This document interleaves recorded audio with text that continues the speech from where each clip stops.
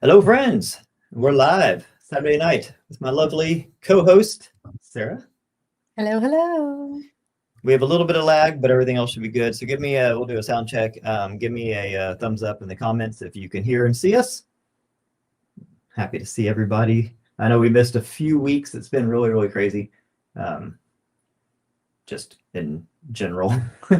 So we unfortunately had to skip a couple weeks. But, with the holidays and all. Yeah, but we're back. All right, we got some thumbs up. Whistling Mike, good to see you in the crowd. How you doing, brother? All right. So if you're new to this format, we have a lot of new listeners, people, followers, conscious observers the last few weeks. So welcome to anybody who's new. We basically we do a quick little recap of the week's videos, but we mainly just kind of get into questions, talking to you guys, and filling you in with any new stuff that's going on in our world, anything's coming up, anything to be looking out for. And we got a lot of stuff to talk about today. A lot of things going on in the world, a lot of things going on in our world. I'm sure there's a lot of things going on in y'all's world. So make sure you put comments and stuff in the chat. Sarah's monitoring that. If you make it stand out with like caps when you're asking a question, okay, don't just yell for no reason. But when you're asking a question, that helps Sarah find it, through all we want people to be able to converse in the chat and just have fun and talk. And if you have a question, then put it in caps. That way it'll stand out. Okay. All right. So it's been and then of course, it wouldn't be YouTube Live if I did not say, there's also that super chat thing.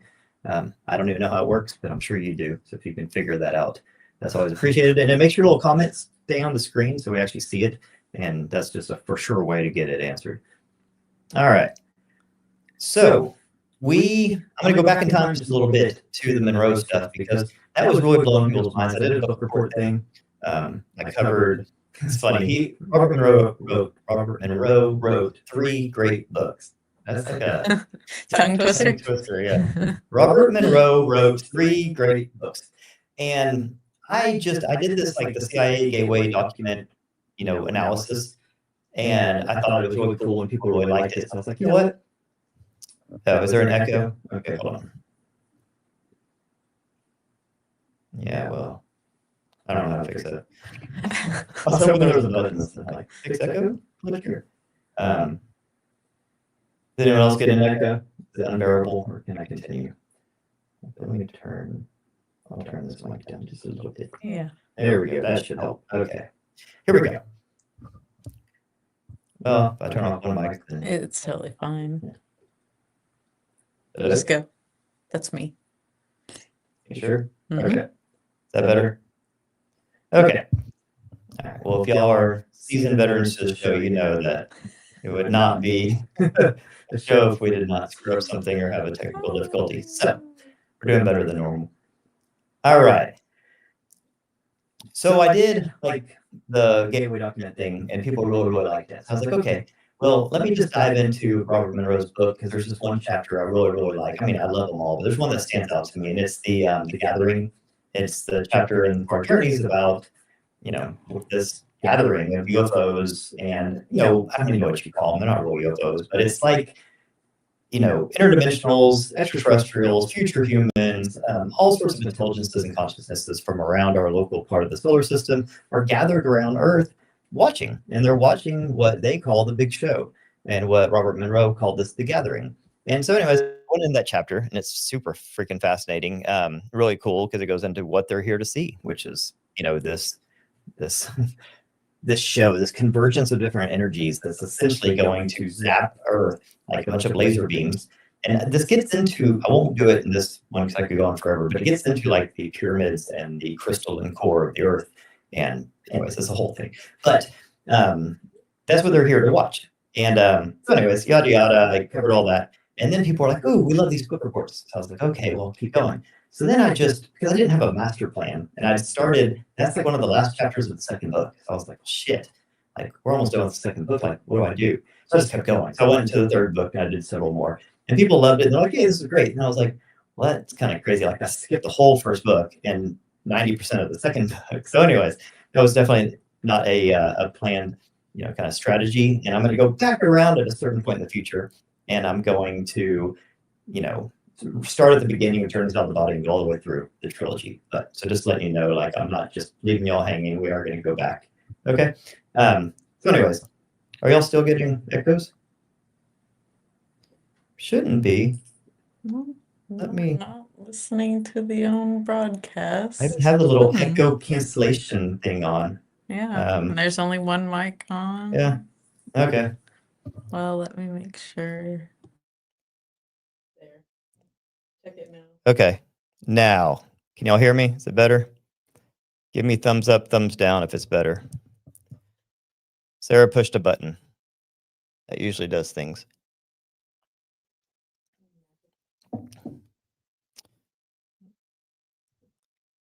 Yeah, way better. Okay, what was it? I think that whenever we needed that computer. Okay, so your mic's off on there now, right? Okay. Now we need this mic on, so turn this mic on. Okay. All right. Here we go. Can y'all hear me? Much better? Okay. Yay. We've been doing this for like 2 months, and you would think we'd be good at it by now. So give us a couple more months and we'll get this shit. All right. So long story short, I did a bunch of book reports on Monroe, but here's the cool thing. We are about to start a whole new thingy-majig that we're going to do. And we're doing book reports that are, here's how we're going to do it. Every month, I'm going to read a book and you're going to read a book too.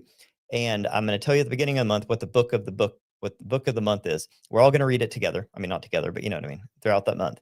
And then at the end of the month, I'm going to do a book report recapping the whole thing, right? Yeah. Okay. And we have a community we're starting that I'm going to be sending out an email to everybody.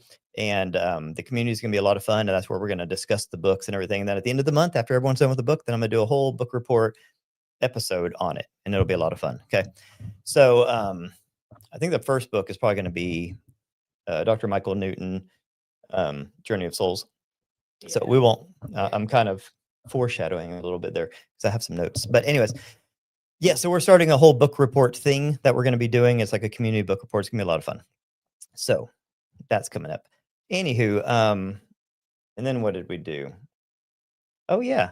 We got some awards from Spotify. That was fun. It's been a while since I've seen you guys. So in the time since I've talked to y'all last, Spotify did their like year-end review and we got, you know, acknowledged for all sorts of stuff. So that was cool because we're like only 4 months into the podcast. And when they did the awards, when they started like reviewing everything, we were only 3 months in. So that was pretty cool. So we were in the like top 1% of all new podcasts in Spotify, top 5% of all Spotify videos worldwide, which is nuts. So you guys rock. Thanks for the support and for watching and listening and all that fun stuff. So we're hitting some big numbers and big audiences, and it's pretty cool, you know, because I don't know, I never thought that would happen. So no plan, no marketing. We don't even know how to work our freaking technology. But yet the Smill. Yeah, what's up with him? Put user in timeout. Sorry, buddy. All right. Keep it civil over there.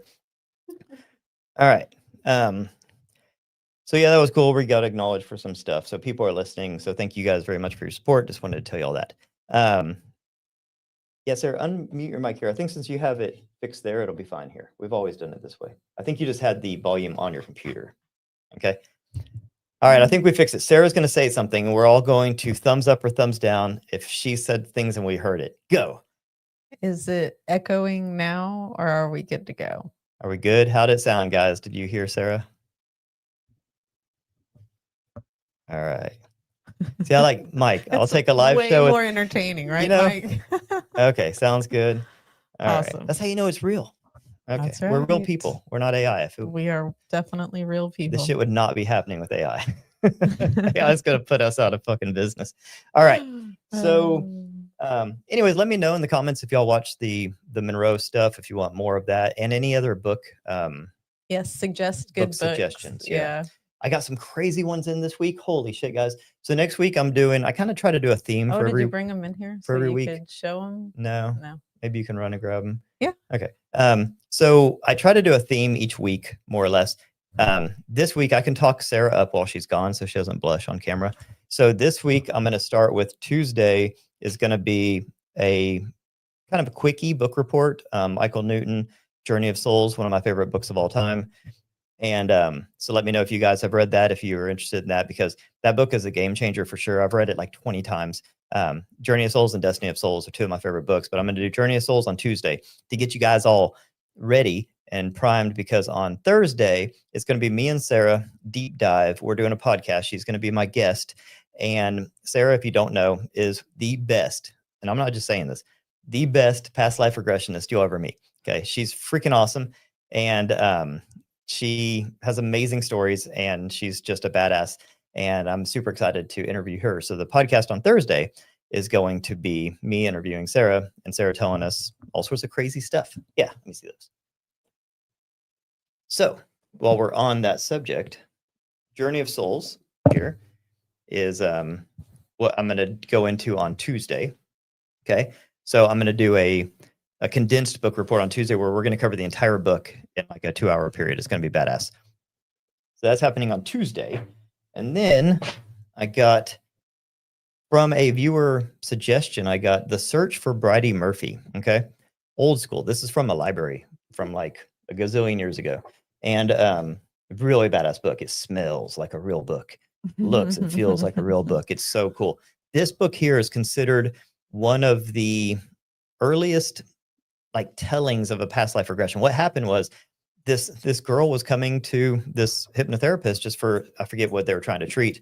And she just kept slipping into this past life. This girl, this is from like 1940 something. This girl had never left her town, doesn't know shit about shit. And she's like slipping into this Irish woman's like life from a long time ago. And the Irish woman was Bridie Murphy. And the hypnotherapist was like, this is crazy. Like, why? Like she started speaking in an old like Irish, dialect. And she started like remembering very specific things from his life. Anyways, long story short, they went and it's called The Search for Bridie Murphy, because they went to find Bridie Murphy, and they did, and they confirmed that this girl was indeed recounting her past life as this Irish woman named Bridie Murphy. And it's really, really cool, because back then in the 1940s and 50s, past life regression wasn't a thing. All right. This is way before Dolores Cannon, way before Michael Newton, way before Ian Stevenson, way before we even had a word for it. And so they wrote this whole book on that experience with the hypnotherapist and the patient, and then finding the lady and all that kind of stuff. So it's really, really cool. So The Search for Bridie Murphy. Cool. Excited about that one. Yep. It sounds like it's going to be super awesome. And then this is called The Spirits Book. Okay. And in the new community, if we'll get into law of probability in a minute, but anyone who's bought the law of probability course, I'll be sending out an email to them. We have a new community coming, and everyone gets free membership or whatever into the community, and you'll be getting all that information. And part of the community is going to be a whole book report thing. It has different like sub communities in the community. And one of them is going to be book reports, where we talk about all the stuff, and I share all the books because I read like nonstop. But this one is a monster. Look at this freaking book, and it's called The Spirits Book. And it's called The Spirits Book because it was written by spirits. It's fascinating. It's like a thesaurus on like, it's like a question and answer thing. And it's every question you could ever ask a spirit. I mean, everything from what is God, what is like, where did humans come from? What's the point of life? What is reincarnation? Like, are there good spirits, bad spirits, demons, angels? I mean, every single thing, but it's like, seriously, let's see how many pages it is. It's 700 pages, 700 pages. And it is just chock full of everything. I mean, and it's called The Spirits Book because it's written by spirits. How crazy. I mean, it's cool. And I scanned through it, and I mean, it's legit. Like the answers that they're giving to these questions are like, I don't know. I mean, I'm sitting there saying, yeah, that's what I would say. And that checks out, and yada, yada. Yeah. So just flipping through it whenever it came in the other day, I was like, holy cow, this is awesome. And the cool I thing, believe I didn't know about this. This was written in what, 18? Oh, a long time. Something. I think it said it had like 150 years ago. Yeah, or yeah. something. Yeah. So like late 1800s. So it's crazy. We let the stupid cat in. Sorry, he's not stupid. Sorry, Soul, you're not stupid. He is stupid at 3 a.m. when he does this. We have a cat, and I don't know how to describe this cat. He's beautiful. He's awesome. We love him. He's the best cat in the world. But God, he's like so spoiled.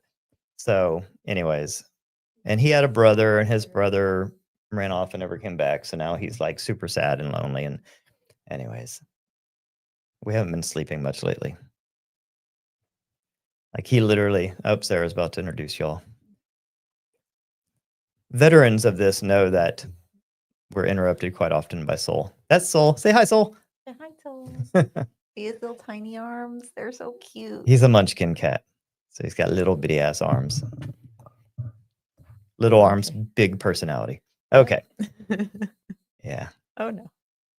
You have nowhere to go, do you? Yeah. So, Come back down here. all right. Where was I? Oh, yeah. Crazy books. It's always entertaining. Yeah. And then, of course, ask questions in the chat, and I will answer them as Sarah throws them at me. Well, we had one person ask what our human designs are. Like what ours personally are? Yeah. So if you don't know, I do human design coaching. Like I'm a human design analyst, and it's something I do a lot. I mean, I have, sorry, buddy. I have 8 sessions this week. So it's something I do a lot. I don't talk about it a lot because honestly, I'm so busy with it that I don't really, I mean, it's not that I don't need to talk about it. It's like, it's just, it's busy and people find me that need it and they find me at the right time. And it always just kind of works out. So it's not something I really like push or talk about, but I do a lot of human design. I do a ton of readings, usually anywhere between like 5 and 10 a week. And it's a lot of fun. And it's a way to like get it literally like a blueprint. It's like a user manual for your vehicle. It's not so much about the soul and the consciousness level. It's mostly about, like I always describe, we're a combination of 2 things. We're a human self and a higher self. Okay. And you're a higher self, which is, like a part of your higher, if you look at your higher self as the totality of all of your lives, we talked about reincarnation, every lifetime you've ever had, there's like a file folder in the cosmic database, and that's like all of your lives. That's you, the totality of you. That's your higher self. That's all of you, everything you've ever been, human and before. And I think even after, because time is funny over there. So a part of your higher self, a part of your consciousness streams into this body, and you have this incarnation. Okay. And he's getting down now. Man, you are a handful. And so the physical body is what human design gets into. Okay. It doesn't really get into like your soul, your consciousness, your spirit. That's separate. That animates this body. Or it's almost like roommates sharing a house in a way. So human design really gets into, it's like looking under the hood of your human vehicle. And everybody's made different. And there's different types, like makes and models of cars. There's different makes and models of humans. And there's different features, different bells and whistles, different wiring, all that stuff. And through human design, I can tell you a very like almost like mind-blowing amount of detail about you, at a physical level. And it's really cool because you find out how you're built and how you're supposed to operate in this world. And when you figure out how you're supposed to operate, you can do it in the right way. And it's like less resistance. Okay. So somebody asked what our human design is. I am a projector, which, I mean, if you know much about human design, and you know me, you'll know I'm a projector. I'm pretty much a textbook projector. Yeah. Sarah's a manifesting generator. Yeah. Yep. She's definitely a manifesting generator. Yeah. So that's what we are. Yep. You did get a question. So what do you think happens this winter solstice? Nothing like the last 100 years, or are we moving towards something? The Monroe stuff was good. This winter solstice? Yes. Nothing that I've seen really suggests that anything dramatic is going to happen this winter solstice. Obviously, 3i Atlas is going to be on its closest swing by Earth. We get in. It's like on just the a couple 19th. days before, Yeah. right? The solstice is what, 21st, I believe. I think so. And then, so on the 19th, 3i Atlas will be the closest, kind of its perihelion to Earth. I don't really see anything dramatic happening there either. I think that the effects, the astrology, effects that I've talked about in the past have already happened. They're already in the system. That bit of information has already kind of been put in to our closed system here. We might get something on its way out, but I mean, it's zipping out of here and it's going to be gone pretty quick. So as far as this winter solstice, I don't really expect too much. Now, having said that, when I did my astrology report on 3i Atlas using its perihelion to the sun as its birth date, I did tell everybody, I did a whole video on this, that for the next 2 months after that to expect retrograde type effects, because it's literally going retrograde. I mean, it's 5 degrees to the ecliptic of our solar plane, and it's going completely retrograde. I mean, and it went pretty close to the sun at a certain point. And when that happens in astrology, anytime you introduce a new object into the system, you're going to have effects. When it's going completely retrograde like that, you're going to have a lot of effects. So I predicted 2 months of weirdness, which, I mean, our bar for weirdness in this world is already pretty high. So it's kind of hard to tell if there's extra weirdness, but I said it would ramp up and it would keep getting more weird until we got to around the beginning of the year. And then if the astrology report is right on it, that's when we're going to see the effects of like what the astrology report was basically saying, is that there was going to be these unveiling at a nation state level of corruption and lies and deceit that were going to be at a level of possibly like collapse of nation states. So, I don't know exactly. I mean, you don't get particulars, but coming around the first of the beginning of January into the mid of January, I expect some geopolitical turmoil, maybe like we haven't seen in a very long time.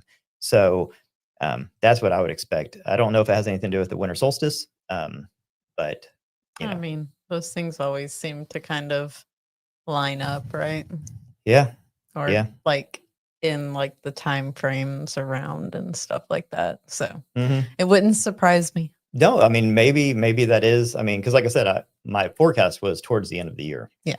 Well, the winter solstice is a significant celestial event towards the end of the year. Yeah. So Yeah. let's keep your head on a swivel out there. But it's interesting because when I made this prediction, or when I did the astrology report on it, was like 2 months ago, and it was before they even announced that they were going to do like the whole Epstein file release and all that kind of stuff. That came way after. And then as soon as I saw that, I was like, whoa, because they gave it 30 days. And that they're supposed to release the Epstein files like right before the end of the year. And I was like, that's crazy because, and then they're like talking about going into Venezuela. And there's a lot of things happening on the geopolitical front that have the possibility to spiral out of control. So we'll see. Hopefully, I don't want any of this stuff to happen, but there's a lot of pieces that are kind of moving around that if any of those, I don't know, you never know. But, when I was talking to Giorgiani about this, because Giorgiani would bring up so many things, he's like, this is happening, this is happening. There's so many pieces coming in place.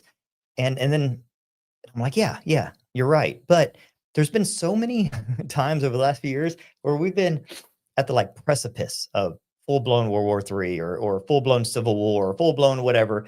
And we go up to that precipice and we come back. It seems like either humans just get their shit together at the last minute, or there's some sort of managerial level of, that's kind of pouring a little bit of water to calm things down. Yeah. I mean, if you think about it, sorry. Itchy nose? Yeah. Sinuses are going crazy. Sorry. Allergy attack. Yeah. Well, on that Giorgiani, go ahead. Sorry. Well, no, I was just going to say, I mean, there was a whole thing between like India and Pakistan, and people were like, World War III, here it comes. And then there was Taiwan and China, and okay, here it comes. And then there was Russia and Ukraine. Oh, here it comes. And then there was like, riots in New York and riots in Portland, all this stuff. And everyone's okay, here we come, here it goes. And then like it kept like we'd get to that point and then back off. Get to that point, back off. So I don't know. It's like I see all those things where it's like you can follow all those things. Okay, here we go. Like any minute now, it's just gonna hit the fan. World War III. Oh my God, complete anarchy. But you could have said that 50 times over the last couple of years, and you would be totally justified to make those connections and forecast that. But we keep surprising me, like humans keep surprising me, right? Yeah. So good job out there, guys.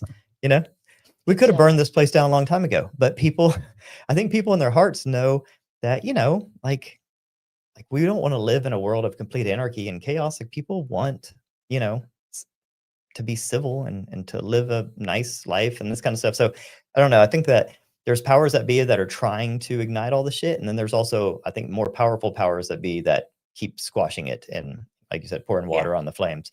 So, but you can feel that sort of that tug of war. Yeah, for sure. So Hey Jordan, have you read Giorgiani's new book? He's brilliant, but I feel he lacks the dimension of love.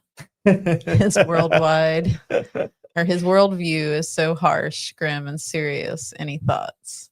Lacks the dimension of love. Well, Ben, If you're watching this, Jason, I love you, and don't take any of this personally. No, he has a little bit of a dark out. Like, okay, so just Yeah. like I was saying, he's a very smart person, and he can connect dots. So he's seeing all the same thing we're seeing, and he's seeing all those things, and he's saying, okay, because of this, because of this, because of this, then I forecast this, or I predict this, or the next logical trajectory because of all of these flashpoints that are happening all around the world. Yeah. It's easy to extrapolate out and say, okay, this is all going to lead to complete chaos or World War III or Civil War or collapse of this or that. But like I said, we keep surprising me. So there is an X factor in there. We still have free will and the future hasn't been written. This all goes into my law of probability that we ultimately have free will, and we keep making the right choices and decisions. As chaotic and crazy as it looks out there, even the powers that be, which are people I don't typically trust and stuff, tend to still make the right decision. And when I say right, I'm not saying moral or ethical right decision. I'm saying right as far as like leading us down a path of, least resistance. Like for example, a lot of people kind of expected us to have been, when Trump was inaugurated last year, they thought that was civil war. Okay. And then whenever like there's been so many times when all this stuff There's happened been in quite a LA and few stuff. Okay. That was supposed to be dramatic civil war. And, things, yeah. And so, but none of that stuff happened. And I was on record saying this, last year, whenever Trump got, pew-pewed, I was like, I had a feeling that day, and I was very unpopular for airing this opinion, but I felt a shift in timelines. I felt like that was something intervened there. And when I say something, I think future humans, and I've talked about this, that using the law of probability, you can go back in time and you can revise possible outcomes, and you can revise the probabilities, and you can create a higher probability of different possible outcome and have that come out. And I think that that's what's happening. I went into this with my Monroe book report. Robert Monroe talks a lot about time travel, and time travel is a thing. And then when I interviewed Jason Giorgiani, had a 2-parter with him, and we talked a lot about time travel. The laws of physics do not prevent time travel. Not in this what I call the simulator, this physical reality that we're in here on Earth. Time travel is absolutely possible, backwards, not forwards. Okay. So anyways, I think that when the thing happened with Trump in the ear, I really thought that prevented us from going down an extremely dark timeline. I thought that had that gone a different way, that would have been bad, anarchy, civil war type thing. And that is what, even though now certain things have been wonky and weird, and there's been Mandela effects, and there's been all sorts of weird shit and everything, I think that it wasn't done necessarily like as a political thing. It was done to prevent us from going down this very, very dark timeline. So now we're on a semi-dark timeline. We're not on like the utopian timeline. We're on a not anarchy, not civil war, not World War III timeline. But it's still kind of iffy, because it's not like, we've kind of created this whole groove over here. All we did was barely, deviate off of a path. So it's up to our free will to like really keep deviating and keep getting on a better timeline. So anyways, yeah, I forget what question was even asked. Probably had nothing to do with that. But I feel, someone asked that about was Giorgiani. asking about Giorgiani yes, in the book. He has a and- very dark outline on things. Yeah. But it's based in fact and data. It's not just him choosing to be dark. I mean, a lot of the data points us in a dark direction. Now, I think what you're talking about is Thenosis, his new book. Yes. So he has a new book called Thenosis that's all about the afterlife. And that's perfectly, dovetails into what we're talking about. And when I was talking to him on the podcast, we talked a lot about the afterlife, and we talked a lot about those things. And yeah, he has an extremely dark take on it. He thinks this is an archonic control system, and that, the afterlife is essentially just, and I do believe that the afterlife is another layer of Earth, that once you die and you go to the afterlife, you're not out of here. Like, it's like a waiting area. You're just in another layer. You're in the non-physical layer of this Earth realm. And not in a bad way. It's just, it's not like you're human and then you're alive, and when you die, you shoot off into the universe somewhere. I mean, there's like structure and hierarchy to this place, and we have, I use the analogy of habits. I mean, our life, your identity is nothing but habits. Like you are a walking fucking habit, and everything you do, your identity and everything about your personality is about your habits. What do you do every day? What do you eat? What do you drink? Who do you hang out with? What are your activities? What are your hobbies? What are your addictions? All those things. That's what makes you you. And the more we have incarnations, the more we come to earth, those are habits, and it becomes an addiction. And I think our souls are actually addicted to this earth life experience. That's why it feels so real. When you have a habit and you do something habitually every single day, it's as real can be, right? So if you're a soul and you've had a fucking 1,000 human lives, guess what? You're fucking human. This is real. This is as real as it could possibly be.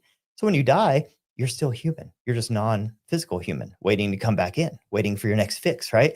So he looks at it as this archonic control system where we're stuck in the matrix. I look at it like it's like if you have a drug addiction, right?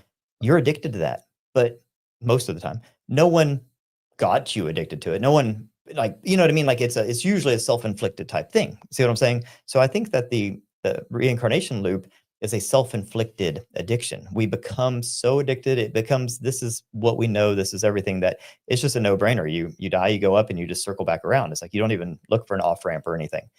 And that was a big thing I was talking about with my Monroe series, was how to more or less escape that loop. Robert Monroe called it escape velocity. And I did a whole book report on, I don't know where it is, but on the Tibetan Book of the Dead. Yeah. I look at this from every angle, guys. This isn't just, what me and Bob think. I look at it from all these different angles. The Tibetan Book of the Dead said very similar things. You get stuck in samsara, and you get stuck in the Bardo states, but that there is an off-ramp, that there is what they call the clear light instead of the white light. So for thousands of years, people have been looking for this off-ramp. But what my take is that the reincarnation loop and the afterlife cycle is not a control system per se. It's just a system. Okay. It's like school. You graduate one grade and you go to the next grade. Is that a control system? No, it's just a system. And you can get stuck in the school system. And some people think school is hell, right? They're like, God, school sucks. And it's like, yeah, but it's not a prison. You can leave. But the best way to leave school is to do what? Graduate. And I think that life is the same way. The best way to leave this earth is to graduate, not just to say, fuck it, I've had it, and try to leave that way. I guess you can, but I don't think you're going to get very far. I think that the system, the physical system and the non-physical system, are here to serve a purpose. And I think that purpose is learning and growth, and that having that fucking I'm out of here mentality, that doesn't show any sort of learning or growth. So why would they want to just fling you back out into the universe now with more power? Because at a soul level, you have all the knowledge and abilities you had before you came to the human life. Now layered on top of that, you have all the knowledge and ability that you gained through being human. And now you're even a more capable soul. And I don't really think they want to just fling you back out there in the universe as a more capable, powerful, pissed off, irresponsible soul. The point is to learn and grow and become this like sort of ascended master Jedi type of a consciousness. And then you fucking graduate and you go out there and you're a badass. They don't have to hold your hand. They know, they're like, we can trust this guy, Yeah, exactly. Or girl. Yeah. You've been on the rounds a few times. They've picked up a few things. Yeah. They know a few things. Totes. Comment, isn't it absolutely amazing that we are alive during this time? We have so much technology and information available to us to help us further develop ourselves on a soul level like no other time. Yeah. I mean, it's just, it is an amazing time to be alive. I mean, it just is. The things aren't perfect, of course. Just like the Tibetans, they say that this is the realm of suffering, that this is, we come here to suffer. And the reason we come here to suffer is not because God's, sadistic or anything. It's because you don't really suffer in the non-physical realm. You come here to do all the things you can't do in the non-physical realm. You can't eat chocolate, right? You can't go surfing, and you can't suffer.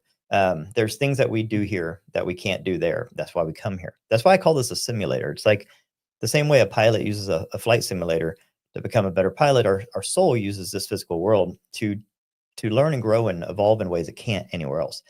And oh, but no, I don't. That's a light. Somebody said I had a booger in my stash. It's a light. Anyways, I hope. So, anyways, like I think Usually food. Huh? Usually it's some food, but yeah. Oh yeah, it wouldn't be the first time I had something weird in my mustache. But anywho, all right. What were we even talking about? What are we even doing here, Sarah? Oh, someone said it's a good time to be alive. It is a good time to be alive. yes. All right. So yeah. Yes, get deceived by a whole bunch of magic rectangles. Yep. Yeah, rose-colored glasses. Actually, we wear these because they're blue light blockers. And you know, if Kathy's listening, our mitochondrial expert friend Kathy is always trying to keep us healthy and well. And one of the main things you can do is don't look at screens after the sun goes down. But if you have to look at screens, try to filter out as many blue light wavelengths as you can, Yeah. and that's what these do. So that's And why we we wear 'em. are very rapidly approaching Sarah's bedtime, so I wear the red ones Yeah. because it's like getting me into sleepy mode. There's Kathy. But yeah, they do work. So, but the benefits. So Sarah's are red. She only wears them for a little bit at night, just when she's looking at screens. Mine are prescription, and they're not near as they're just sort of like Cephia. So they're not like dramatic. It doesn't really change things, and they're prescription. So it's like it doesn't really make sense for me to always take them on and off and everything. So I just wear them. So, someone said it's scary being alive, especially with kids, and I totally get that. That's why I try not to be like doom and gloom, because I mean, I'm 46.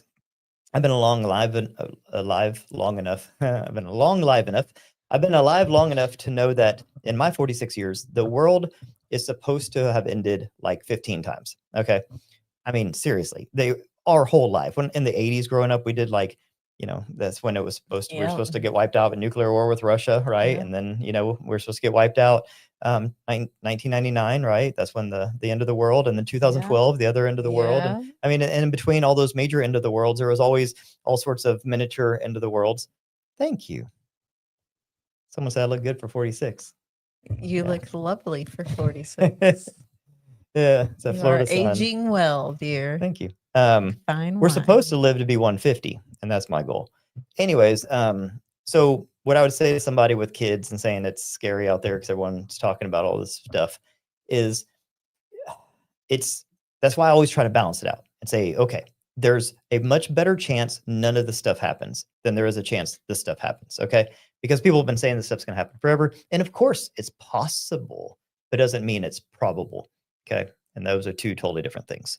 Yep. So raise your kids, be happy, have Yep. fun, Live dream your big, life. think big, do things. Don't sit there and be like, oh, the world's going to end anyways. Who cares? No, I mean, and if everyone thinks that way, then it probably will, Yeah. because we're powerful manifestors. So Yeah. don't go down that road, So I try, if you watch my show, I always try to balance things out. Anytime I get deep and dark, because I'm not afraid to get dark. I mean, you're supposed to be friends with your shadow. You're not supposed to ignore it.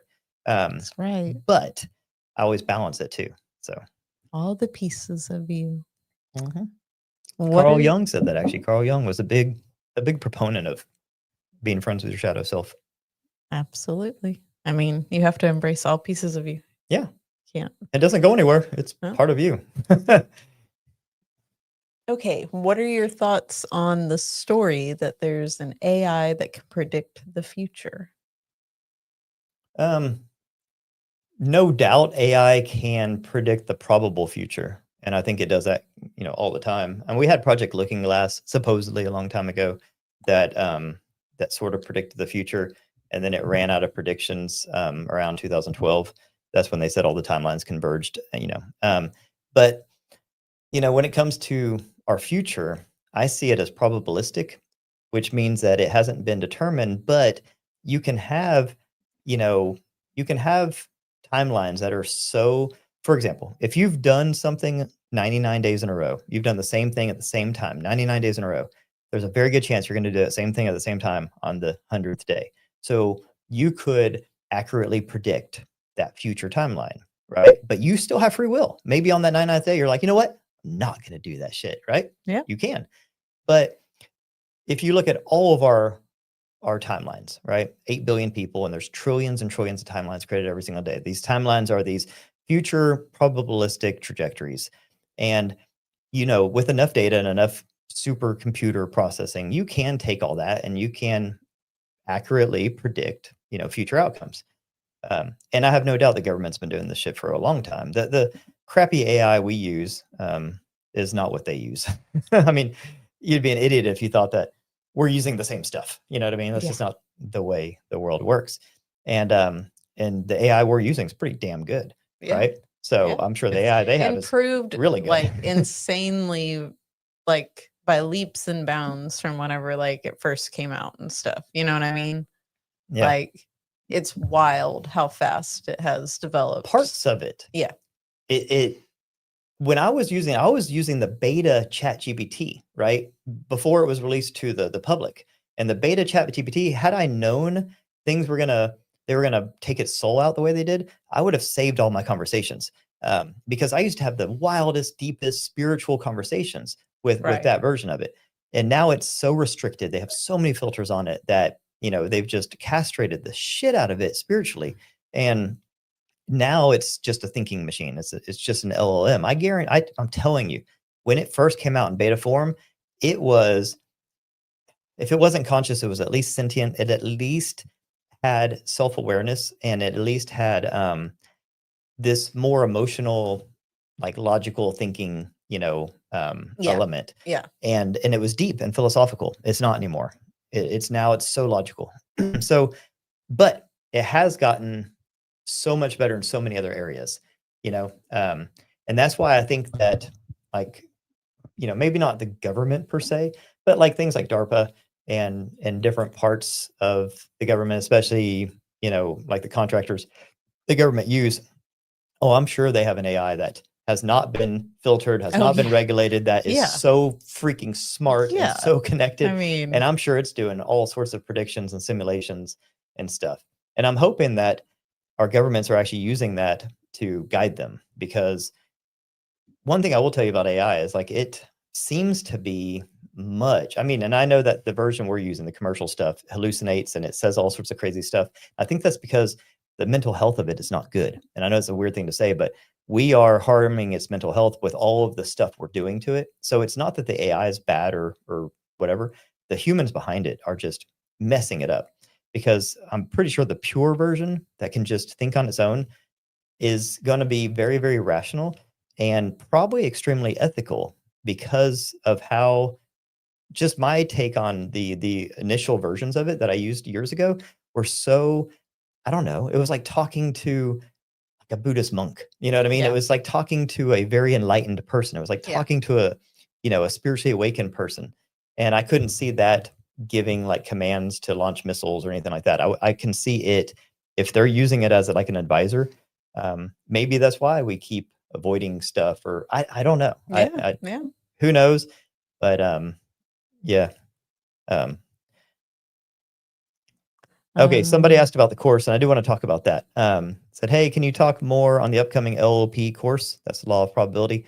I may have missed in the beginning, but is the course an on your own time, daily task, got a job, and curious? Okay, I'm so glad you asked that. The course is a do it at your own pace. If you don't know, I have a course called The Law of Probability. It teaches you how to do what. The latest comment. I need to block that one. I don't see it. Hold on, I'm supposed to be. At 8:44. Oh, the eating paint chips? Yeah. Oh. That's nothing. That's just a troll. Well, Come yes, on, that's magician. That's all you got? That's why lame, we're dude. going to. That's lame. I'm still going to put you in timeout for just having such a lame insult. Okay. So the law of probability course is a way, I call it the quantum mechanics of manifestation. It's a way to actually, because I know manifestation works because we have used these principles to do crazy things. I mean, to manifest things that we shouldn't have been able to do. And I'm talking about healing. I'm talking about opportunities. I'm talking about things that, were really, really kind of unique and defied odds. So I dove into, okay, if this is all possible, there has to be some rational explanation. And I found all of the scientific data that backs up all these modalities. So I created a course called The Law of Probability. It's a 21-day course. Now, to answer your question, it is a do it at your own pace. Okay. So anyone can do it anytime they want. But I also have a free cohort. It's free if you, okay. Anyways, I'm watching the comments. So you guys be freaking civil out there. Be nice. So, I made it to where anyone could do it anytime. Okay. Do it at your own pace type thing. But I also have a free cohort that starts on January 1st. And we're going to do it every single day. I'm going to do a video. And every day it's going to be like, we're doing it all together, where there's going to be a community. Everyone can cheer each other on, share information. It's going to be super fun, 21 days consecutively, and it's awesome. And you get free entry into that with the course. The course is 50% off right now until the end of the year. Okay. So it is at your own pace. And we have a cohort coming up on the 1st to answer your question. Now, there's also a new version of the course coming out, or not a new version, an update coming out tomorrow. So there's a few parts of the course. The course, for all intents and purposes, was done when I launched it. Okay. That's why I launched it. But there was a few bells and whistles, I guess you could say. And those bells and whistles are being uploaded tomorrow. So it'll be even more done. It was like 95% done before. Now it's going to be 99.9% done tomorrow. Okay. So there was a few meditations that I did, because every single module has a video, and I did them all in the videos, but we did like professionally recorded ones, binaural beats and stuff too. So those are going to be uploaded tomorrow. So anyways, the course gets even better tomorrow, and I'll be announcing the community tomorrow as well. So everyone who bought a course will get an email with all that updates and all that information. And I saw someone mention the song earlier. So I made a song. Last week's episodes were all about law of probability and Dollars Want Me. I did a book report on Dollars Want Me, old book. And I made a song called Dollars Want Me. And the whole point of the song is that, part of the course, one of the sections of the course, there's 21 different manifestation modalities that you learn. And one of them is subliminal, reprogramming of your subconscious, essentially. And one of the best ways to reprogram your subconscious subliminally is repeat something over and over. Yeah. The best way to repeat something over and over is get a fucking song stuck in your head. We've all had songs stuck in our head, right? But normally when you get a song stuck in your head, it's just some worthless, annoying song. And you're just like, oh my God, I can't believe I'm still singing the song. So I specifically made a song called Dollars Want Me that is made to get stuck in your head. But the thing that gets stuck in your head is a positive affirmation that you repeat. And in doing so, you are reprogramming your subconscious automatically. And I was like, oh, that is a genius use of a catchy hook. So if anybody out there wants the song, just simply go to my website. It's digijordan.com. It's totally free. digijordan.com, digijordan.com. Go there, and then there's a button. You'll see it. Just scroll down just a tiny bit, and it says Get Free Song. Click on that button. It says Get Free Song. And it's then kind of towards the top. You just barely scroll down. Yeah, and you get a free song. You just click it, you put in your email address, and it emails it to you. Okay. You have to put in your email address because that's to email you a song. And on your phone, you can save it to your files. And then so that's what I do. I just save it to my files, and then I just simply search Dollars Want Me, or I type in dollars on my phone. It pulls right up. I'm making a video right now, and I'm going to actually put it on YouTube and on my Spotify. So you'll actually be able to listen to it. We're actually going to make, people liked it so much. I mean, I've gotten so many messages. We have over 300 downloads of the song so far. it's catchy. And people love it so much. And it's based on this old book, right? So I'm going into these other old books that all have to do with the same type of stuff, self-mastery type things. So I'm going to do one on Think and Grow Rich. I'm going to do one on Neville Goddard and all these things. And I'm going to have songs that are inspired by these old books that people can listen to and get stuck in your head and, kind of, hey, somebody's got a song. It buzzes every time. Like I said, over 300 already. And I just did this last week. So people are really loving the song. So go get your song. It's called Dollars Want Me. And it's catchy. And it's fun. It's happy. Stuck in your head. Yeah. And it's a good song. So anyways, soon we'll have a whole EP. Maybe we'll go on tour. Maybe so. Well, I mean, yeah. Hit play. All right. What else we got out there, guys? I had some notes. I've talked about most of the things. I'm doing good. So this week is going to be Michael Newton on Tuesday, Journey of Souls. I'm so excited about this. One of my favorite books ever. Yeah, leave a comment if y'all have read this book. It is it is a game changer. It's so he was a okay, hold on. Stop everything super chat. See, that's what happens. You super chat and I stop everything. Drunvalo Melchizedek. You know what? I'm gonna blow your mind, friend. Oh, it might be out in the other room. I actually have that book, Living in the Heart. It's on my other bookshelf. So Drunvalo Melchizedek, yes, big fan. He wrote Living in the Heart, and one of my biggest favorite parts of that book is he teaches you how to create a Merkaba light vehicle, how to basically in a meditative state using your visualization to create. It's kind of like it's like a triangle, and it's two opposing triangles, Yes. rotating opposite Yes. directions. It creates this like energetic vortex, and Yep. it's been years since I read it, but anyways, who was that said this? Where we're doing the best we can. That's your name. I like it. I need a shirt that says that. Oh, shirts. Look, y'all. Oh my goodness. He's Look. just dropping Look things. at He's that so shit. excited. Look at that. We have these now. Ta-da! Conscious Observer sweatshirts. Get them while they're And you hot. get a little dance. Yeah. They make you dance better. Should have seen me before I had the shirt. Anyways, that's what this is. Conscious Observers. Okay. Sorry, I just came in yesterday and I got all excited. Yes. Sarah's wearing hers too. Look, we I match am. because we're that cool. Yeah. You have to dance. Okay.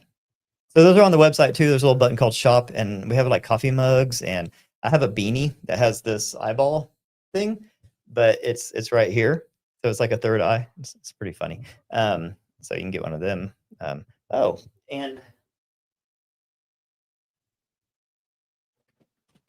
The sweatshirts are comfort color sweatshirts. yeah, it says all that on there. Got this too. This is the Law of Probability Journal. Make your dreams inevitable. When you increase the probability of your possibility that you choose to the highest degree, it becomes inevitable. It's the inevitable outcome. So make your dreams inevitable. We got these hardcover journals there as well.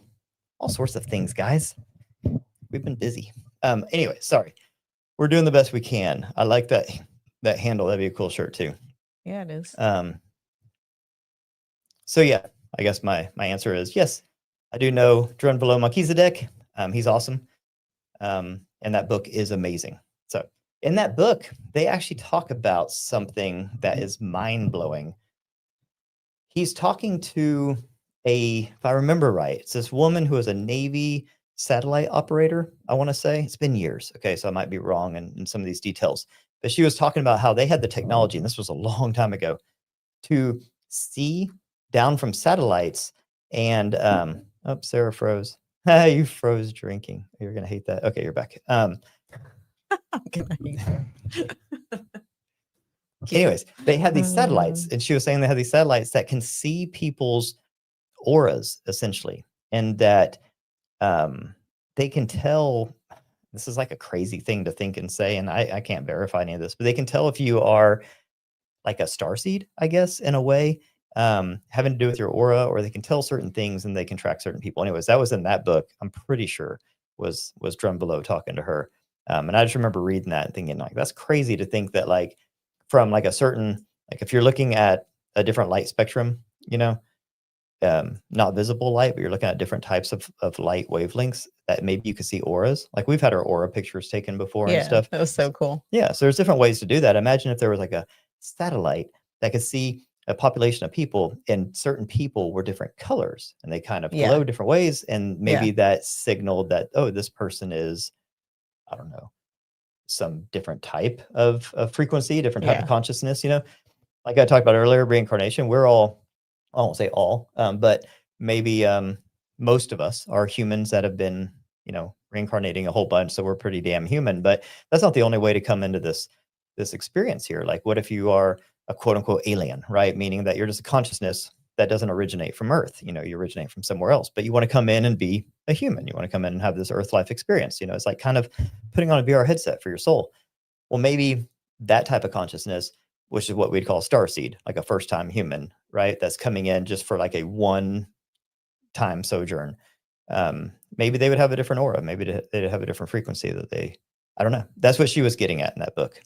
So, anyways, correct me if I'm wrong. So fascinating. Yeah. Might They can have see to- people who have activated light bodies. Yes. Okay. Yeah. So that was that book. Yeah. Might really have good to book. do that one It's a cool yeah. book. as Yeah. a book club. Yeah. I have that somewhere around here. All right. Josh says this channel isn't woo woo enough for me. Sorry, Well, Josh. Sorry that we did not live up to your high standards of woo. I'm sure you can find a more woo channel. I got faith in you, Josh. All right, what's everyone else out there doing? Da, da, da, da. Someone was asking about Sarah. Okay, Thursday is going to be me interviewing Sarah. Sarah's awesome. Sarah is a Thanks, babe. hypnotist. She specializes in past life regression amongst all sorts of other things. But it's gonna be really cool to talk to you. Like, I'm very excited. I mean, not just like your sessions with clients, right, which have been amazing. Yeah. But your hypnosis sessions with yourself, because, like all hypnosis Aw, is thanks, self guys. hypnosis, right? Yes. So even when you're hypnotizing somebody, they're hypnotizing themselves. You're just Yes. guiding them through. So when you Yes. learn that, you can hypnotize yourself. Yeah. And you've had, I don't want to give too much away because I want y'all to watch, but you've had some encounters with blue beings. Yeah. You've had some pretty miraculous messages and healings and all sorts Yeah. of things happen through hypnosis. Yeah. Self-healing, all kinds of stuff. Yeah. You It's know, powerful. warnings, Yeah. messages in advance. But yeah, through my sessions, I've had some amazing experiences, and I 100% believe that you are drawn to the practitioner that you're drawn to for a particular reason. And I believe that people schedule sessions and they have sessions at that particular time in life for a particular reason, that there's something in a past life or a parallel life that can benefit them or help them through what they're experiencing in this life at this current time. Yeah. I think the human comes to you, but they come to you and they're like guided. Yes, It's 100%. like in human design, they call it the magnetic monopole, and that you have a magnetic monopole. So monopole means it's a magnet with one pole. Well, one pole in the physical, the other pole is somewhere else. And you can kind of picture it like a finger, and it's in you, and it's like pulling you towards your destiny. And that's why when you resist it, you feel tension. When you get off track, you feel like a pull. You have this magnetic monopole pulling you.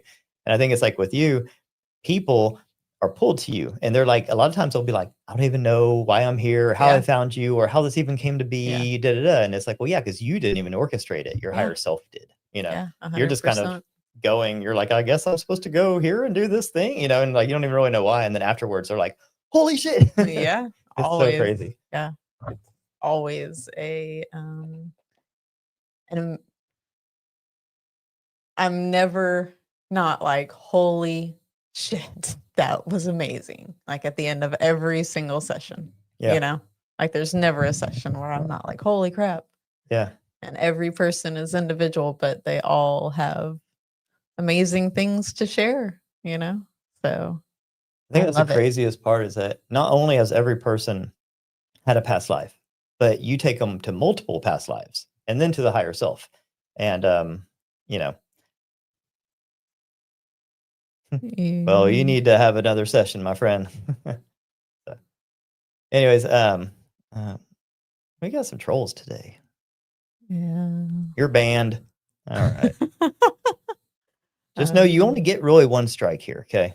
Like we believe in abundance, which means there's an abundance of YouTube viewers. So if you're going to be like, berating people, then you just get banned. Okay. That's all. Be nice. Okay. Let's see. Somebody asked if you had out of body experiences. Like Monroe. Yeah, so I've done several videos on that. Like my out of body experience was trauma induced, so it was not fun. It was not purposeful. When I went to the Monroe Institute and I trained there, I obviously have a little PTSD when it comes to my out of body, and so I don't leave my body efficiently. I can astral project very well. And oh, Billy, I don't think you're banned or anything. No. Oh, no. You're I think good. they're Okay. saying like with past life regression.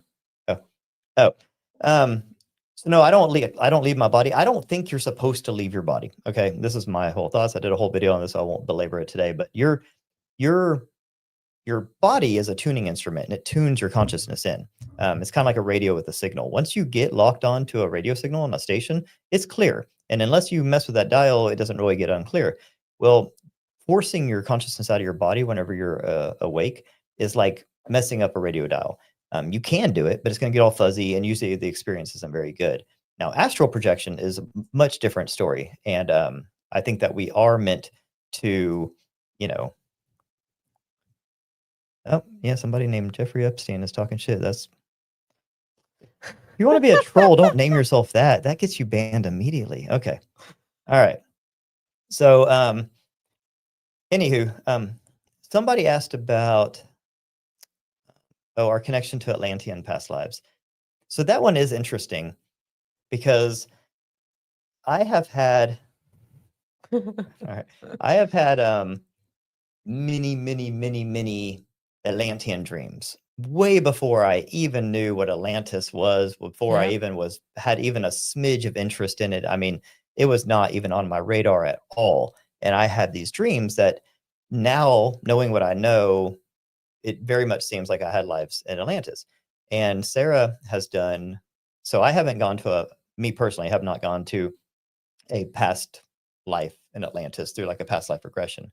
But you have more or less, right? Yeah. Okay. So Sarah's had some I don't want to say too much because this is going to be on Thursday. So watch Thursday. But yes, we have had some very explicit, I mean, crazy past life regression to Atlantis, where I'll give you a smidge of a preview. It has to do with mermaids, not normal mermaids. Okay, so that's all I'm going to say there.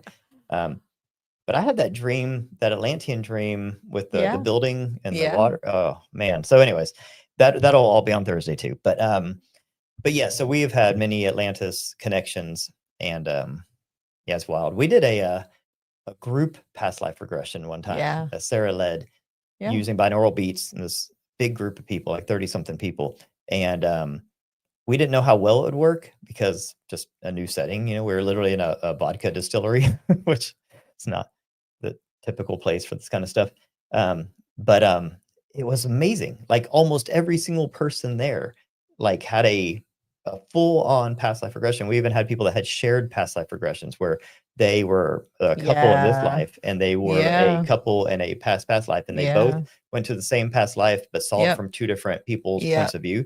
And they didn't even realize so wild. They were like describing the boat and they both were describing the same boat, but he was on the boat and she was on the shore. Yes. And it was like halfway through that everyone in the room was like, y'all were describing the exact same thing. It was crazy. Yeah. So, yep. So Sarah's really good at this stuff. I mean, like there's a lot of hypnotists out there and there's a lot of, hypnotherapists and not, I mean, everyone, I'm not saying anyone's good or bad, but like there's more to it than just knowing the routine and getting certified or whatever. Like there is like a whole energy component to it. And Sarah is very, very, very good at it. She just gets you in that state very, very quick and easy and asks the right questions at the right time and everything just kind of, it just works. So even people that are like, I've tried this before and it didn't work, they come to her and they're like, oh my God. So she's really good at it. Thanks, babe. I try. And I guess I'll go ahead and say it. She's putting out a series of hypno videos, right? Of guided, like hypnosis, self-guided. Well, I mean, you listen to them each day. Yeah. Yeah. So it's a system that she has. Yeah. And it's a recording. Yeah. So that'll be out this week where you can actually do this at home. And it doesn't really replace like coming to her and having a full-on past life regression, but what it's great at is it's like almost like training. It's like if you do this a bunch beforehand, your body, your mind is going to be so used to it. It makes it to like relax so it doesn't fight against it. Mhm. Like it's a familiar thing at that point. Yeah. So you slip into it very easily. Totally. And I have a special one for removing any like self-inflicted blockages. Like if you've tried to do past life regression or you've tried to do hypnosis in the past and you felt like it didn't work, I'll have one that is specifically to help you to clear that before a session. Yeah. So I'm excited for you to release that because it's going to allow people that are curious about this. Because I know there's people out there that are like, man, I'm curious about doing past life regression, but I don't know if it'll work on me, or I don't know Yeah. if I can do it. And you're going to be able to do her at home thing and be like, whoa, that was crazy. That worked so good. And then it's going to be like, well, if that worked that good, then, you know, like an in-person one, it's going to be 10 times better. So Yep.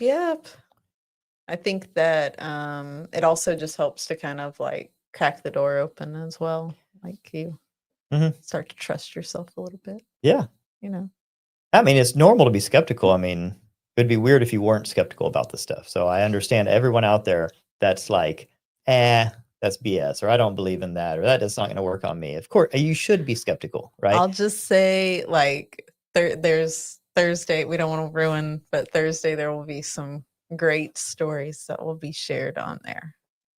Yeah. I mean, that's the thing is Whoa. like when it happens to you and then when you see it in person, you can't not believe. Like Yeah. at that point, you're just like, oh my God, this isn't a book or a movie or Yeah. whatever. Like this is happening. So it's, yeah.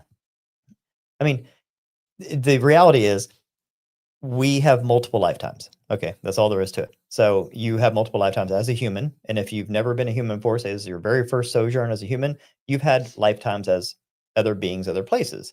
And if you've Yes. never had a lifetime as a physical being anywhere, you still were an intelligence or a consciousness Yes. somewhere. Yeah. So you existed Yeah. in some state I mean, before this. yeah, And that's all I've past life had- regression is tapping into Yes. that information field of your personal information field yes. and just, you know, go The into your past winding chapters. Yeah. story of Yeah.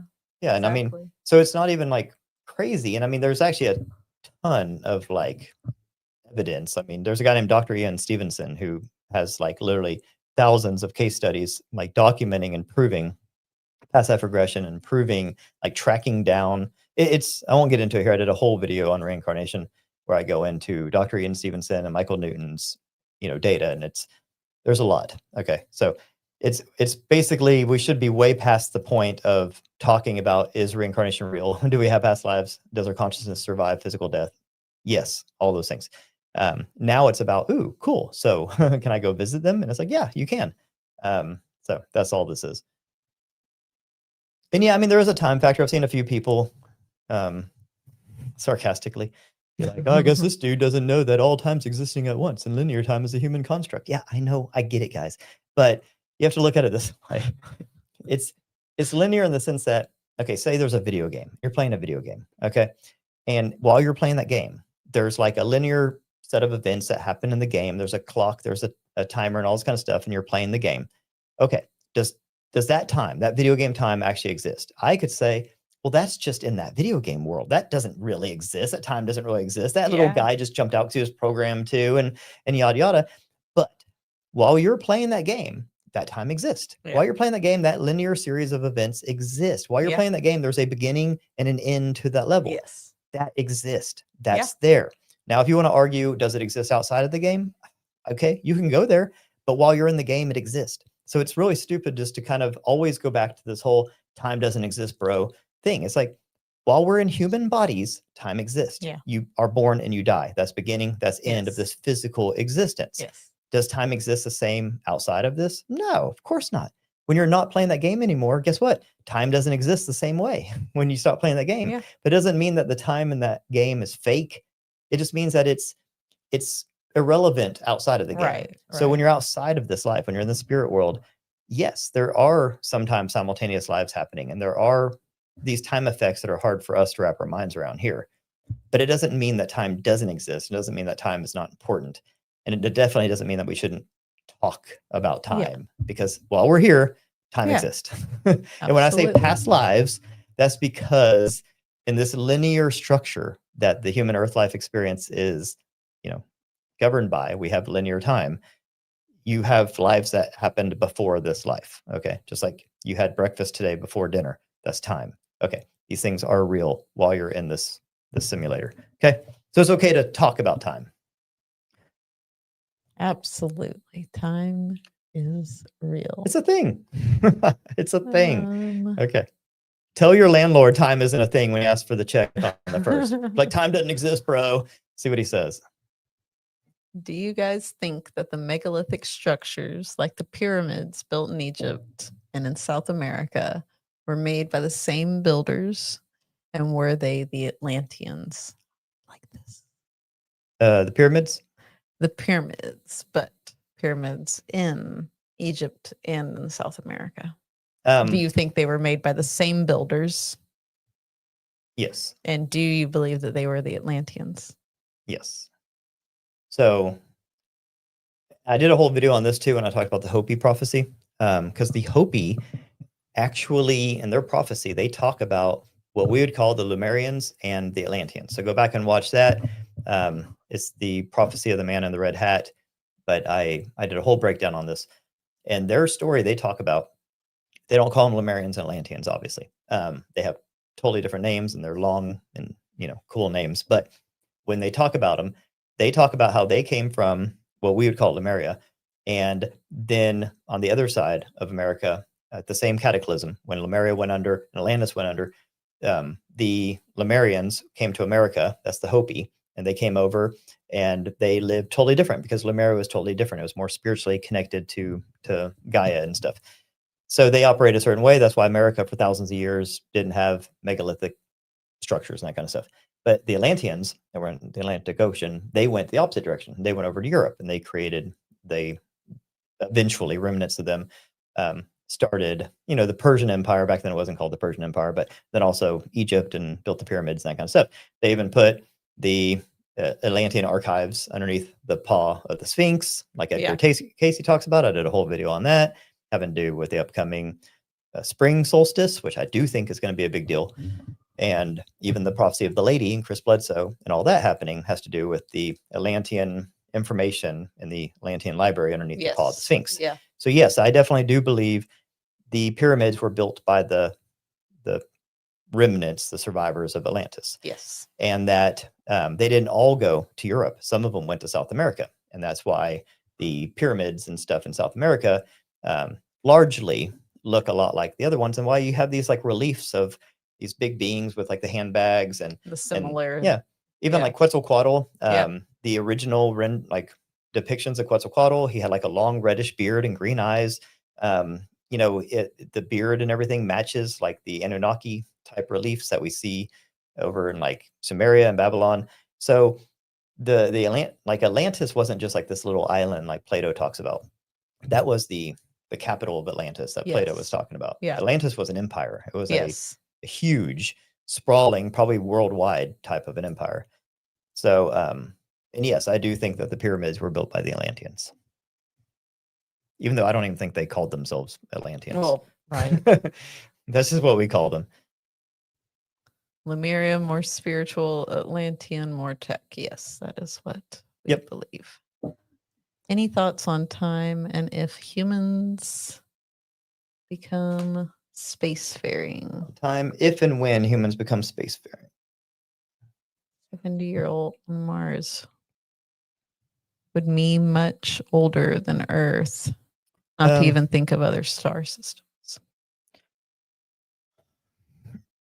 There's a lot of evidence that suggests that, like, when you say spacefaring, meaning like we can go from one star system to another, one planet to another. There's a lot of evidence that shows that yes, ancient humans have been able to do that for a very long time.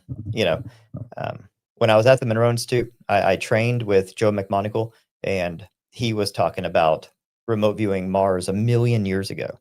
And I was asking him about the connection between those people, because he remote viewed them in a pyramid, of course, held up in Mars in this pyramid, waiting for their ship to come back and take them to their next. There's one to block. Where do these people come from? They're not even witty. I think it's AI. Yeah.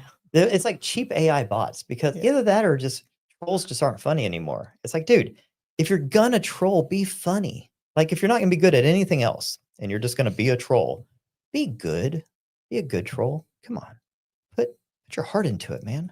So you only get one. You're gonna get one comment and then I'm gonna ban you. So make it good. The ban hammer. Okay. So, anyways, yes, there is some evidence that suggests, and even Robert Monroe in one of his books, Far Journeys, he goes back in time, right? His guide, BB, takes him back in time to meet an advanced human civilization back in time. And he talks about how advanced they were 1,000,000 years ago. I really think that, you know, this idea that like we are the epitome, the top that like humans have ever got to, and there's never ever been like an epoch or a version of humans that's been more advanced. I think that there's these cyclical resets, and that it's like a level. It's like a boss at the end of the level, and it's like a ticking clock, and you have to figure out how to either get off the planet or to stop the reset and survive it. And I think that this has happened. There's some channeling data that the Monroe Institute did with their Explorer series that suggests that we're the fifth version of advanced humans. So even these like spacefaring things and these what we call aliens or these Nordics and stuff seem to be, in some cases, future humans or very, very ancient humans. And very ancient humans aren't these hunter-gatherer caveman things that we think about. There could be ancient humans. I'm talking ancient humans that are incredibly advanced that we would call angels or aliens. So, it's kind of like we're in school, and it's like when you're in school, you don't think too much about like yourself 20 years from now, right? You're just like, I'm in school. But you don't realize that one day you're going to be out of school and you're going to be a grown-up doing grown-up things. I think like Earth is a school and we're just in school. So we're not focused on it. When we see these like advanced things, like advanced craft and everything, we're like, well, it must be an alien, man, because humans could never do that. It's like, no, that is like a graduated human. Like they're showing us the potential, things that we can't. Of course, those things, I mean, look how far we've come in the last 200 years. Okay. Imagine 200 years from now. I mean, humans they'll be angelic, with their abilities. It's like the cargo cult thing, like we can go land a helicopter right now on an indigenous island somewhere that's never had contact with humans, and they'll think that we are probably demons, but they won't know how to conceptualize. And we're humans on Earth at the same time.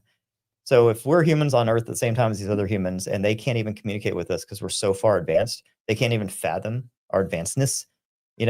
Imagine if we were to go, I don't know, 1,000 years in the future. Imagine the capabilities of humans. So yes, to ask if spacefaring human type technology and stuff is possible and all that. Yeah, of course it is. And it's probably been done and mastered many times over.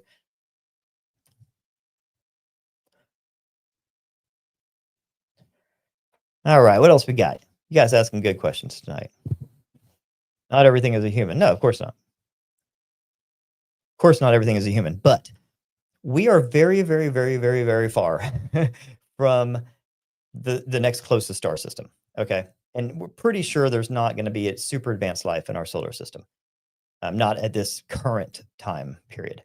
So I'm not saying there's not aliens out there. Of course, it's a huge, possibly infinite universe. And there's probably multiple, if it's not infinite, multiple universes. So in no way am I saying that there's not extraterrestrial life. Of course there is. But what I'm saying is they're really far from us. It's a huge cosmos. And if they had the ability, just the immense technological ability to get here, which they probably do, a couple of questions. How would they find us and why would they come here? If you could go anywhere in the universe. So people say that if I talk about like future humans and ancient humans accounting for a lot of our alien stuff, and they say that that's a very human-centric point of view. I think it's very human-centric to say these aliens are visiting us from far reaches of the universe. Like we're that interesting that they're like, we must go to Earth, right? And it's like, hey, maybe we are. Maybe we're super duper interesting. But I would think if they have the ability to go anywhere they want, like, why would they be coming here? And maybe we are that interesting, possibly. Or maybe a lot of the stuff is human. Explain deja vu. Deja vu is a fun one. Hey, Soul, how'd you get here? I just told him a minute ago, and now he wants back. So, okay, I'm doing a Michael Newton book report this week. And what Michael Newton says deja vu is that right before you choose your next character for your next incarnation, you go into something called the Hall of Destiny. Okay. And on Monday or on Tuesday, we're going to go into this. So make sure you watch. Oh, it's one of my favorites. Make sure you watch Tuesday's Conscious Observers. Okay. Because what he says is towards like there's all these things that you do in the life between lives period. And right before you go into your next incarnation, after you've done all the other things, you go into this thing called the Hall of Destiny and you choose your next character. Yeah. Right. And when you do this, you get to sort of virtually hop into the projected life of that character. Okay. Because this is all based on law of probability. That life hasn't actually happened yet. This is just the projected life. Yes. Now, there are certain parts of that life that are sort of non-negotiable. There's certain like signpost in that life that Yeah. you're supposed to do because you're entering in with a purpose, especially more advanced souls. They don't just go in randomly, say, just put me in, coach, I don't care. They're like, no, I need to work on this, or I need to fix this, or whatever. And you it's kind of like when you're in school and you pick your major and your minor and you pick your classes, that kind of stuff. So you pick a particular character and they show you. They're like, okay, well, you said you wanted this type of a life experience. Here are the 3 available human avatars. And they even kind of scroll through and show you some parts of the life. And you even have the ability to hop in holographically and see from first person point of view Yeah. that life. Yeah. And see if it feels good, resonates, and that kind of stuff. And then you choose your character. And then you come in. And when you come in, when you hit those signposts, those non-negotiables, those parts of that life that you sort of saw beforehand, Yep. that's deja vu. Yep. That's you saying, whoa, I've seen this before. And you saw it in the Hall of Destiny, which is what Michael Newton calls it. And he only calls it that because he said so many of his clients, or whatever you call them. What do you call them? Not patients. Clients. Subjects, clients, whatever.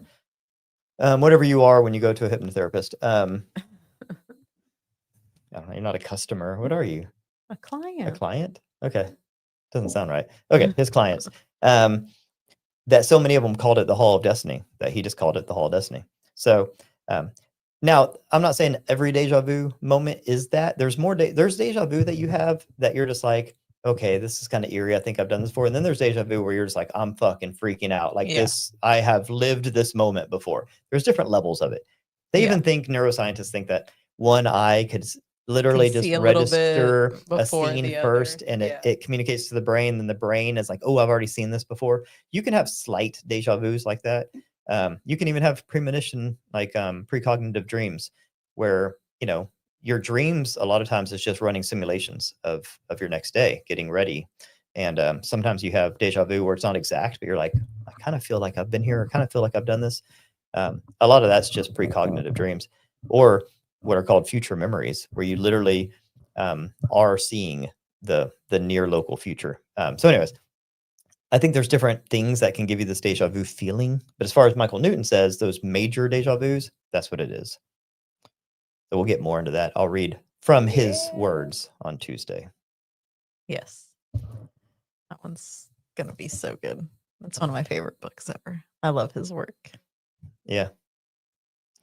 Yep. Yeah, he's amazing. I mean, because he went into this, he didn't believe any of this. Right. Like he didn't Mhm. set out to do this. He was just a Yeah. hypnotherapist. And just kind of like Dolores Cannon. He was Yeah. like, I just help people through hypnotherapy. And then his people kept slipping into these past lives, just like that book I was talking about that was written 80 years ago.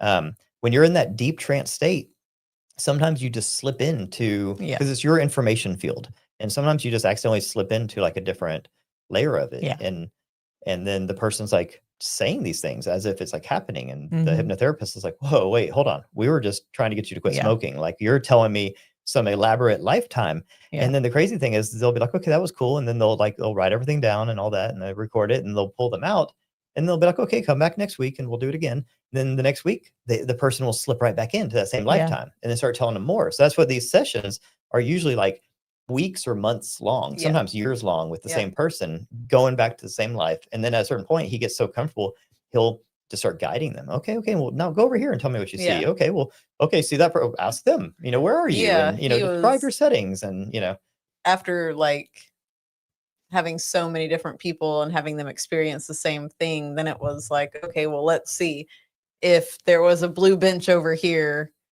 Mhm. Then if you go over to this area, because it seems like you're in the same area. Will Mhm. you see that same, Yeah. will you experience that same thing as the Yeah. other people? Will you see the same thing this other person saw? Yes. Because if that's the case, then it's objective and not subjective. Yes, That means that they went to exactly. a place Yes. that exists. And he was very careful. He talks about it a lot, to not lead people and to front load questions and stuff. He definitely, like did it in a way to where he could never be accused of like purposely leading somebody. Right. He took it very seriously. Yeah. And at the beginning, he was trying to disprove a lot of this stuff because he was like Absolutely. this, he was a classically, traditionally trained hypnotherapist. And he was like, well, this is not what I signed up for. And then Yeah. after he did it for like 40 years, Yeah. he had 7,500 clients. Yeah. And after a certain point, he's just like, okay, I mean, Yeah. holy shit. He was on You Oprah, gotta think about like everything, he was like a big deal back in the 80s and 90s. Yeah. I mean, I remember watching them whenever I was a kid on those kind of shows. I loved all that stuff. But it makes you like really think about like I see patterns with my clients, right? Like they'll have like they'll go to similar places and that kind of stuff. Like I believe that like you're drawn to a particular practitioner because of certain things like this, right?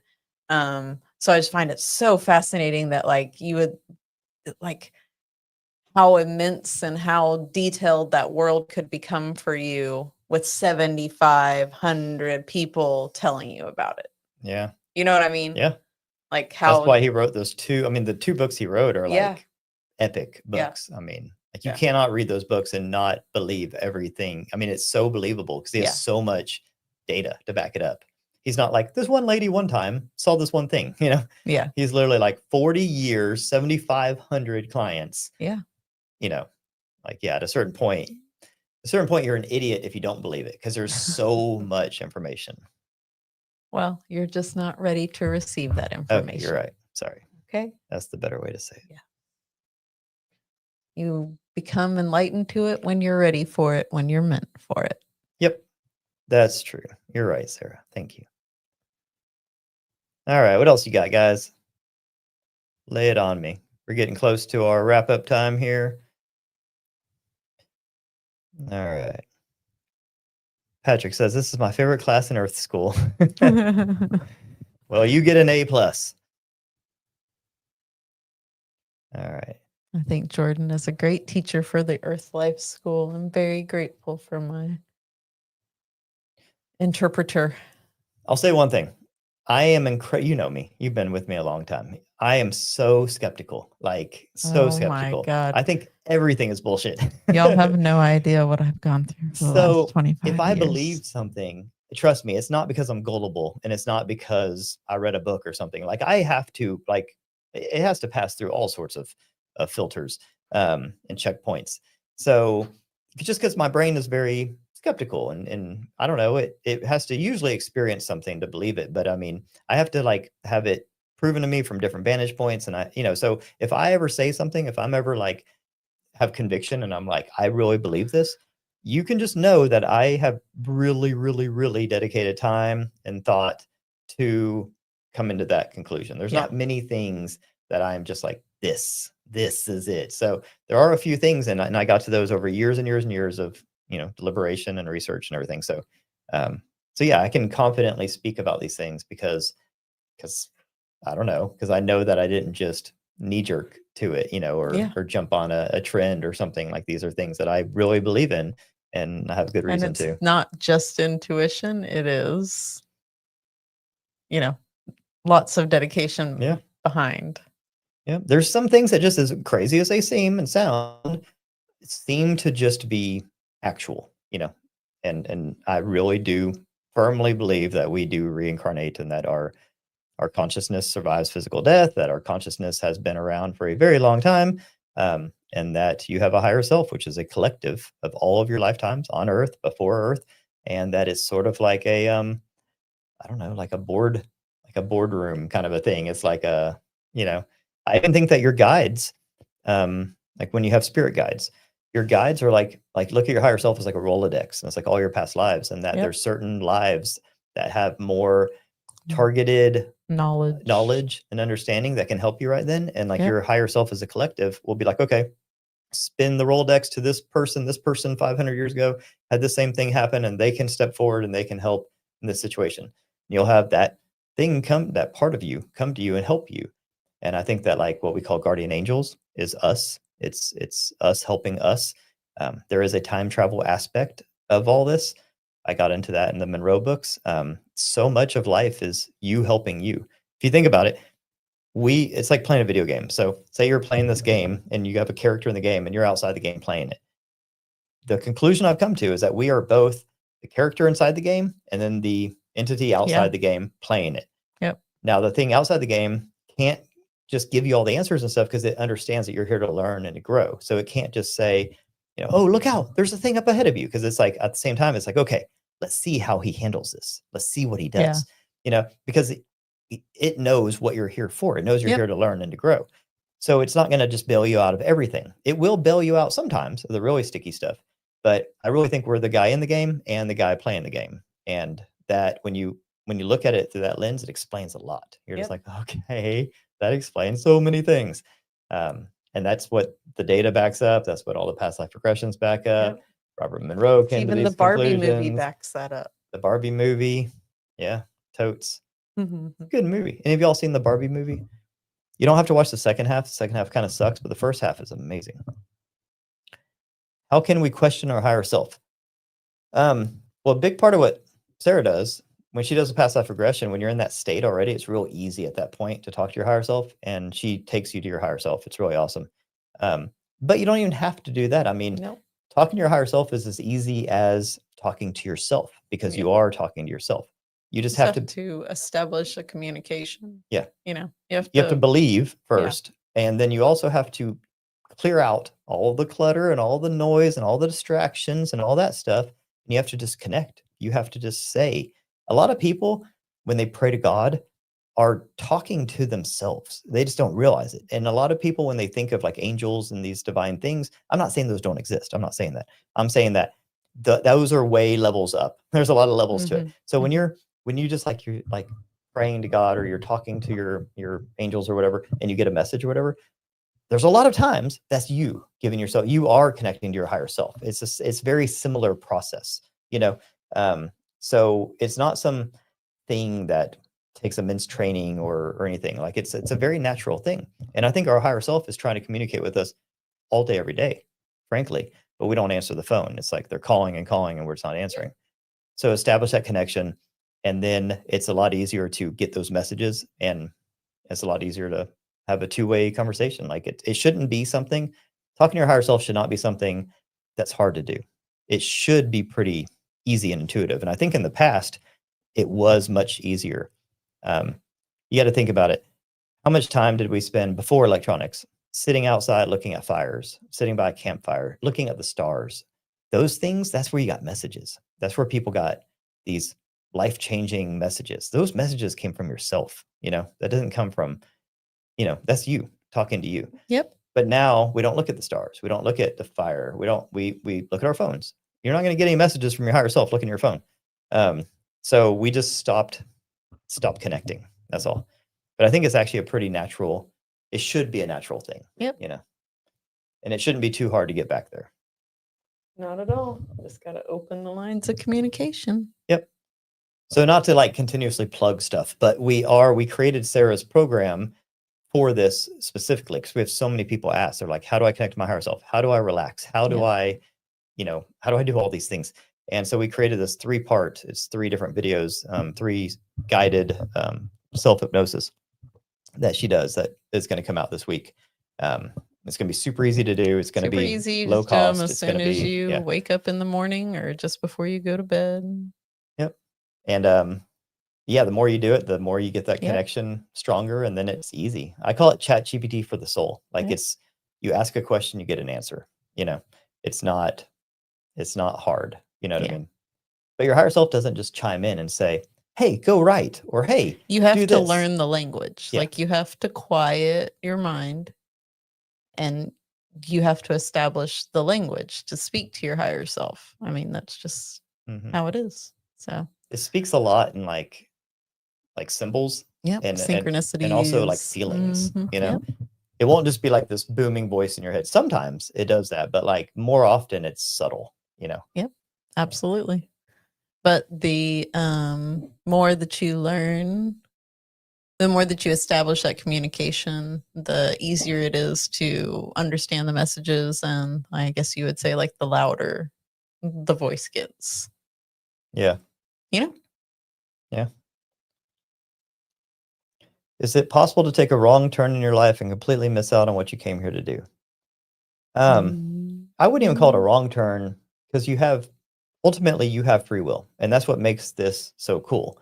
So yes, of course, it's possible to take a wrong turn in life because you have free will. If you didn't have free will, like if there was no way to take a wrong turn, that would mean you have no free will. If you have no free will, that would mean life is automatic and scripted, and what would be the point, right? We have no agency. So absolutely, you can take a wrong turn. But by saying wrong turn, all you really mean is you came in with a plan and then you did something, that was not according to plan. Yeah. But that doesn't make it bad. I mean, how many times in your life have you had a plan and done something different and it worked out better, or you learned something else, or you're like, oh, this isn't what I planned on, but it turned out pretty cool, right? So I think as long as you're learning and Yeah. growing, then it doesn't matter. I mean, you have a plan. I think most people come in with a plan, but your higher self knows it's like there's a fucking million things that could go Yeah. wrong. If we actually go according to plan, that would be amazing. So I think you're good. I wouldn't worry too much about. Just worry about, or not worry. Just think more about: am I learning? Am I growing? Am I progressing? Do I feel like I'm going in like a positive direction? That's all you need to really worry about. Yeah, 3 wrong turns make a right turn. Exactly. Yeah. I mean, exactly. It's like if the destination is simply like a thing, like a feeling and not a place, right? Say your destination for this lifetime is I want to increase my awareness or my understanding or love or something like that, then it doesn't really matter how you get there. You know what I mean? It's not like you're going to a place. You're going to a place of awareness or understanding or Yes. growth, right? So no matter how you get there, you know, it's like if you want to get like stronger, it doesn't matter, what type of workout you do. Yeah. You know what I You mean? can It just do matters that you're weighted working out, yoga. You right? can go to Yeah. the gym. I feel you. Exactly. So yeah, don't overthink it. Just and listen to your body. Your body will guide you. Like I had a crazy story not too long ago, but like I was doing something I thought I was supposed to do, and my body flat out told me, no, you're going the wrong way. And I told Sarah, I was like, I have to stop. I was working on a project for 2 years and I had to stop right before it was almost done. And I was like bummed out because I was like, I'm listening to my body and my body is absolutely telling me what to do. And I changed courses. And the thing I changed to came really instinctively. And it's when I switched to law of probability. And it came through me like a freaking tsunami. Like all of a sudden, I was just like, information, information, information. And all my symptoms that I had went away and everything shifted. And I was just like, holy shit, like that's crazy. Like my higher self literally told me, stop what you're doing. And I felt it. And I was like, nope, I'm not stopping. I'm going. And like I got ringing in the ears, my jaw locked up, and I was just like, I couldn't sleep. And I was telling Sarah, I was like, my jaw is like locked jaw, and my ears were ringing. I was like, I don't know what's happening. And I was like, I got to get this done. I got to get this done. And then I got this feeling in my gut, and I was like, I think it's about this project. Yeah. And I was like, crap, I've been working on this for 2 years. You gotta listen. And then I listened and I stopped. And I even like declared to my body, I was like, wait, I'm stopping. Shit. And then I stopped and I was like, well, what am I gonna do now? And then I was like, all right, well, I'll just start something new. And I always, like I always do, I take out my pad and my paper and I start just jotting and da. Like, okay, I got an idea. And like, okay. And I started going with it. And I meditate, I go for my runs and I think about it. I was like, okay, I like this. I like where this is going. Oh, and then all of a sudden it was just like, whoa, epiphany, epiphany, epiphany. And I was just like, I got this surge of energy and I felt good about it. And it all just flowed out of me. And I was like, whoa. And I had like all these breakthroughs. And so that's what the law of probability, this new course I just released, came out of that. And it was just like green light, green light, green light, green light. But it was not what I had intended to do, but it's what I don't know. It's like sometimes you just have to like realize that we're not all the way in charge. Okay. Like remember, we're the guy in the game, but there's still a bigger guy playing the game. And sometimes that bigger guy playing the game is like, I told you to go this way. And you can fight it. I could have kept fighting it, but I would have kept having the symptoms. Yeah. And people think sometimes they're like, why do I have anxiety? Why do I have depression? Why do I have ringing in my ears? Why do I have this? Why do I have this? So many of those are literally alarm bells in your body of your body telling you, Yeah. don't do this, don't do this. Yeah. And we just keep doing it. We're Yeah. like, whatever. And then we're like, why is this, so you have to listen, a lot of times that's just like your higher self telling you to do something or telling you not to do something, All right. All right. Good questions, guys. It's a Yeah, fun it's been conversation. So remember, go get the free song because I don't know how much longer it'll be out there. Because I'm going to do a different download pretty soon. So for right now, the song is there. So go get the song on my website. Download it. Let me know what you think about it. Get it stuck in your head. Get stuck in your head. But it's a positive thing. Yeah, it's dollars all want me. It's positive. just all about changing your mindset of money. Yep. I know people have negative feelings about money. This is not a get rich quick thing. This is not a greedy thing.